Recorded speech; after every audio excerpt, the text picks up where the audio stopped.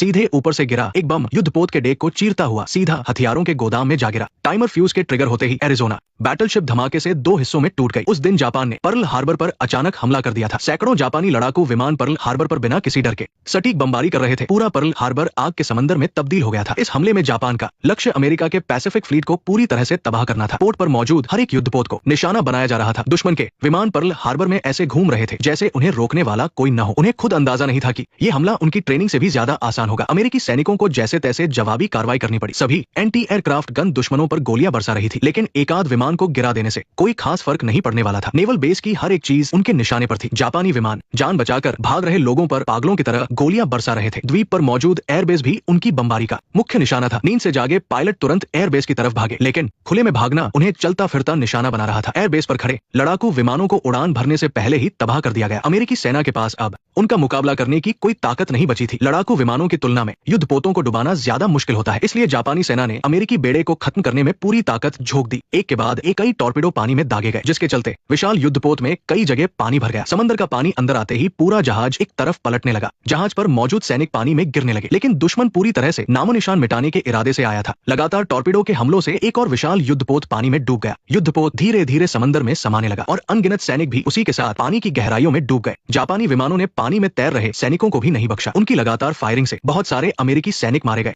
इस अचानक हुए हमले की कामयाबी के बाद दुश्मनों का अगला निशाना था रिजर्व एयरबेस। ये अमेरिका की आखिरी उम्मीद थी। पायलट दुश्मनों की भारी गोलाबारी के बीच विमानों की तरफ दौड़ पड़े। बहुत सारे साथियों को खोने के बाद वे आखिरकार हैंगर तक पहुंचने में कामयाब रहे। दुश्मन लगातार ऊपर मंडराते हुए फायरिंग कर रहे थे। उनका मकसद हर एक अमेरिकी लड़ाकू विमान को तबाह करना था। हमले में थोड़ी सी रुकावट का फायदा उठाकर पायलटों ने उड़ान भरकर दुश्मनों का सामना करने की कोशिश की, लेकिन जापानी विमानों की फायरिंग की वजह से वे रनवे पर ही क्रैश हो गए। हालांकि फिर भी 2 लड़ाकू विमान उड़ान भरने में कामयाब रहे, लेकिन इतने सारे जापानी विमानों से घिरे होने के कारण वे सिर्फ दुश्मनों का ध्यान भटकाने में ही कामयाब रहे। 50 विमानों में से 29 को पहले भेजे, दूसरी अटैक टीम को स्टैंड बाय पर रखें। मुझे लगता है कि अब हमें सरेंडर कर देना चाहिए। हमले के कामयाब होने की खबर तुरंत एडमिरल नागुमो को दी गई, क्योंकि पर्ल हार्बर पर अमेरिका का एक भी एयरक्राफ्ट कैरियर मौजूद नहीं था। पहली 2 हवाई बमबारी की कामयाबी के बाद किसी खतरे से बचने के लिए उसने तीसरे हमले को कैंसिल कर दिया और तुरंत वापस लौटने का आदेश दिया। जब अमेरिकी एयरक्राफ्ट कैरियर वहां पहुंचे, तब तक पर्ल हार्बर किसी जीते जागते नर्क जैसा बन चुका था। दर्जनों युद्धपोत और सैकड़ों लड़ाकू विमान राख में बदल चुके थे। हजारों सैनिकों की जान जा चुकी थी। पर्ल हार्बर पर जापान के इस खुले हमले ने पूरे अमेरिका को गुस्से से भर दिया था। राष्ट्रपति रूजवेल्ट ने युद्ध की घोषणा करते हुए एक भाषण दिया। इसके बाद हुई एक गुप्त मीटिंग में उन्होंने सेना को तुरंत जापान से इस हमले का बदला लेने का आदेश दिया। रूजवेल्ट टोक्यो पर तुरंत बम गिराना चाहते थे, लेकिन लंबी दूरी के बॉम्बर विमान इतनी दूर तक नहीं जा सकते थे और नेवी के एयरक्राफ्ट कैरियर वाले बॉम्बर बहुत छोटे थे।